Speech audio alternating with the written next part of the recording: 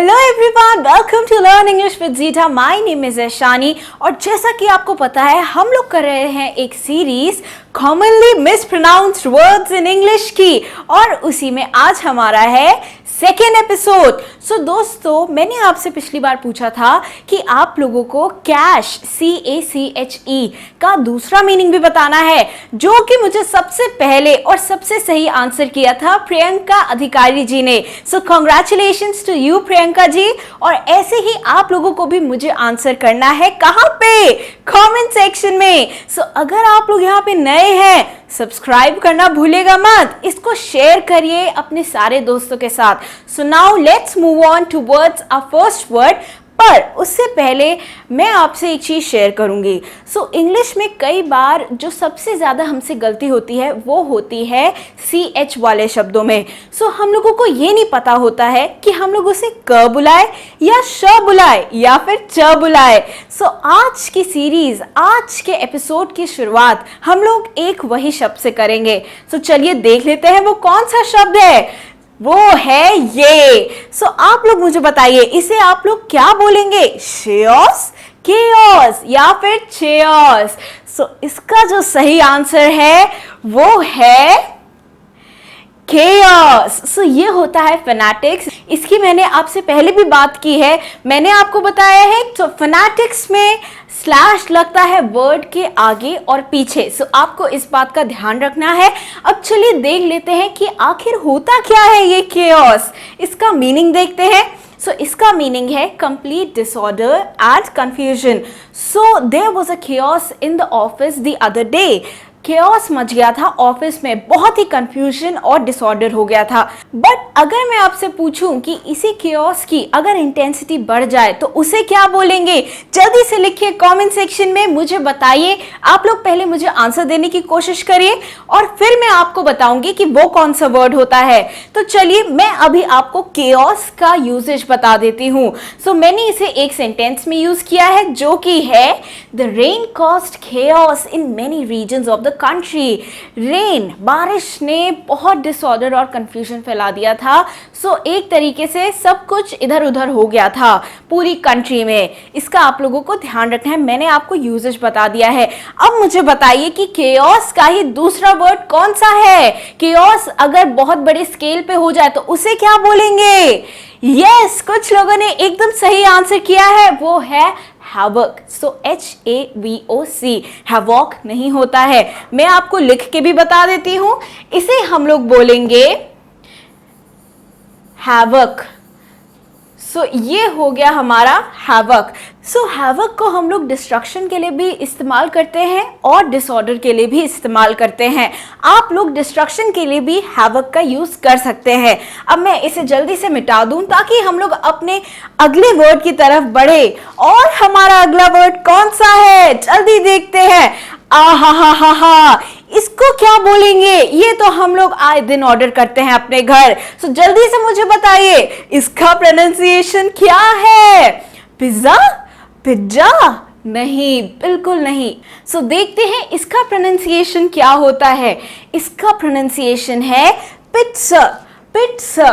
सो ना ही यहाँ पे ज है और ना ही यहाँ पे ज है, हम लोग क्या बोलेंगे? पिट्सा। सो यहाँ पे इसका ध्यान रखिएगा। चलिए अब इसका मीनिंग भी देख ही लेते हैं। A dish of Italian origin consisting of a flat round base of dough baked with a topping of tomatoes and cheese। सो ये हो गई इसकी डेफिनेशन, हम सबको पता है। बट इसको क्या प्रोनाउंस करेंगे? पिट्सा, पिट्सा। सो इसका आप लोगों को ध्यान रखना है। अब हम लोग देख लेते हैं इसका यूजेज।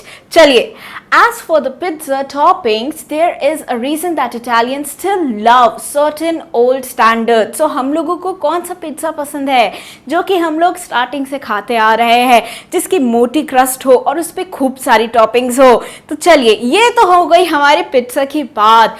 बट इसके ऊपर जो एक और चीज पड़ती है, जो लोग प्रेफर करते हैं खाना और कभी कभी लोगों को नहीं भी पसंद है, वो कौन सी होती है? मैं बात कर रही हूं एक स्पेसिफिक क्रीम की, जिसको हम लोग अब देखते हैं। वो है ये पर इसको बोलते क्या है? बहुत लोग गलत करते हैं इसको बोलने में। मैं आपको बताती हूँ इसका सही प्रोनाउंसिएशन क्या है, मेयोनीज। तो इसका प्रोनाउंसिएशन है मेयोनीज।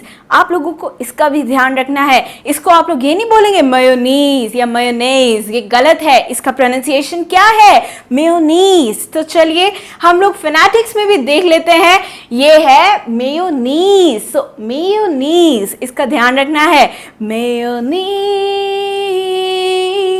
तो ये तो हो गई इसकी बात। तो चलिए अब हम लोग इसको देख लेते हैं कि इसका मीनिंग क्या है। सबको ही पता है बट तब भी, a thick creamy dressing consisting of egg yolks beaten with oil and vinegar. हमें तो इसकी रेसिपी ही मिल गई। चलो मैं वीडियो खत्म करके जल्दी से बनाती हूँ। पर अगर आप लोग देखें, मैंने यहाँ पे क्या बोला? रेसिपी। सो ये बिल्कुल नहीं होता रेसिपी। अब आप लोगों का क्या काम है? आप लोगों को मुझे बताना है इससे एक सेंटेंस। जल्दी से कमेंट सेक्शन में जाइए। और आज का असाइनमेंट क्या है आप लोगों के लिए कि आप लोग रेसिपी से एक सेंटेंस की फॉर्मेशन करें। जल्दी से बढ़ते हैं हम लोग अगले सेंटेंस की तरफ। और मेयोनीज का है ये sentence, When eating the pizza, I forbid ketchup and mayonnaise at the table. मैंने आपसे क्या बोला था? कुछ लोग प्रेफर करते हैं, कुछ लोग नहीं करते हैं। ये जनाब उनमें से हैं जो नहीं करते हैं। आप लोग भी मुझे बताइएगा। और हाँ, अपना सेंटेंस लिखिए, अपने सेंटेंस की फॉर्मेशन करिए। चलिए अब मैं अगले वर्ड की बात करती हूँ। ओह, मेरा अगला वर्ड है, इसको क्या बोलेंगे? कई लोग इसमें गड़बड़ करते हैं क्योंकि हम इसे मेन से रिलेट करते हैं, जो कि हमें यहाँ पे बिल्कुल नहीं करना है। इसको बोलेंगे विमेन। विमेन, इसका ध्यान रखिएगा। चलिए अब हम लोग इसकी फोनेटिक्स भी देख लेते हैं।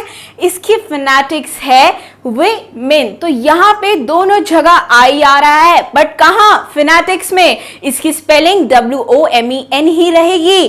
फोनेटिक्स क्या होगा? विमेन। बट अभी रुकिए। अगर मैं आपसे कहूं कि इसका सिंगुलर बताइए, ये तो हो गई प्लूरल, तो उसे क्या बोलेंगे? Women, woman. बिल्कुल सही, वुमन बोलेंगे, वुमेन नहीं बोलेंगे। चलिए इसका भी ध्यान रखना है आप लोगों को। अब ये तो हमें पता है कि इसका मीनिंग क्या है, बट तभी देख लेते हैं। An adult female human being. ये हो गया विमेन। मैंने यहाँ पे आपको प्लूरल बताया है, किसका? वुमन का। चलिए अब हम लोग इसका यूसेज भी देख लेते हैं। A group of women walked towards the mall entrance. मैंने क्या बोला? women, ध्यान रखिएगा। चलिए अब बढ़ते हैं हम अगले शब्द की तरफ। ओहो, ये क्या काट रहा है? चलिए देखते हैं। ये तो हो गया हमारा कूपन, जो कि मैंने बिल्कुल गलत बोला है। इसको हम लोग कूपन नहीं बोलते हैं। हम लोग कभी कभी हिंदी में लिखते हुए इसको कूपन की तरह लिखते हैं, पर कहाँ? हिंदी में। इसको यहाँ पे इंग्लिश में बोलेंगे कूपन। कूपन बोलेंगे हम लोग इसे इंग्लिश में। काफ़ी सारे शब्द ऐसे हैं जो कि इंग्लिश में अलग प्रोनाउंस होते हैं और हिंदी में अलग प्रोनाउंस होते हैं। जैसे कि कैंगरू, उसको हम लोग हिंदी में क्या बोलते हैं? कंगारू। तो इसको हमें इंग्लिश और हिंदी दोनों में अलग अलग रखना है, मिक्स बिल्कुल नहीं करना है। चलिए फोनेटिक्स देख लेते हैं हम अब इसकी फोनेटिक्स हो गई कूपन। यहाँ पे मैंने क्या किया है? कूपन नहीं बोला, कूपन। इसका आप लोगों को ध्यान रखना है। देख लेते हैं इसका भी meaning. A voucher entitling the holder to a discount of a particular product. तो कूपन क्या करता है? हमें डिस्काउंट दिलवाता है किसी चीज पे। आप कभी जब शॉपिंग करने जाते हैं, आप क्या प्रेफर करते हैं? कि आपको डिस्काउंट मिले, आप अपना कूपन यूज कर सके। तो चलिए ये हो गई उसकी बात। बट ये तो हो गया मेरा सेंटेंस। आपका सेंटेंस कहाँ है? जल्दी से लिख के मुझे बताइए। आप अपना सेंटेंस भी फॉर्म करिए। और हाँ, अगर आपको ये वीडियो अच्छी लग रही है, लाइक करे बिना यहाँ से जाइएगा मत, शेयर भी करिएगा अपने सारे दोस्तों के साथ। चलिए अब देख लेते हैं हम लोग इसका यूजेज। ये हो गई हमारे usage. More businesses put in their discount coupons in the program itself. यहाँ पे मैंने अपना सेंटेंस फॉर्म कर लिया है। आप लोग भी सिंपल सेंटेंसेस फॉर्म करिएगा, कॉम्प्लेक्स ना भी हो तो भी चलेगा। पर जरूरी क्या है कि आप लोग अपना एफर्ट डालिए. So put in your efforts, only that way you will be able to learn and you will be able to speak English. So it works both the ways. You not only have to grasp the vocabulary, the pronunciation, you have to speak it out loud. So now let's move on towards the next word, जो कि है dengue. बिल्कुल नहीं, ये होता है क्या? चलिए इसकी फोनेटिक्स देख लेते हैं. ये होता है डेंगी. सो हम लोगों को बचपन से सिखाया जाता है कि इसे क्या बोलते हैं? डेंगू बोलते हैं. हाँ, हिंदी में जरूर बोलते हैं, बट इंग्लिश बोलते हुए क्या बोलेंगे? डेंगी. सो इसका आप लोगों को ध्यान रखना है. चलिए अब हम लोग देख लेते हैं ये आखिर होता क्या है dengue. So it is a viral disease transmitted by mosquitoes. मैंने क्या बोला? मस्कीटोज ना, मैंने बोला mosquitoes. So a viral disease transmitted by mosquitoes and causing sudden fever and acute pains in the joints. ये तो हो गई इसकी डेफिनेशन, बट हमारा मेन काम क्या है? इसको यूज करना. सो जल्दी से हम लोग देख लेते हैं इसका sentence. So dengue fever is very common during the monsoon season. जब मच्छर बहुत होते हैं तब हमें या तब लोगों को डेंगू होता है. तो चलिए आज के लिए हम लोग सिर्फ इतना ही रखते हैं, और थैंक यू बोलना तो बहुत ही जरूरी है आप लोगों को. तो जाते जाते इस चैनल को सब्सक्राइब, लाइक और शेयर जरूर करिएगा, और मेरी सभी पुरानी वीडियोस को देखिएगा और शेयर करिएगा. चलिए, thank you so much for watching this video till the very end. Bye bye, take care.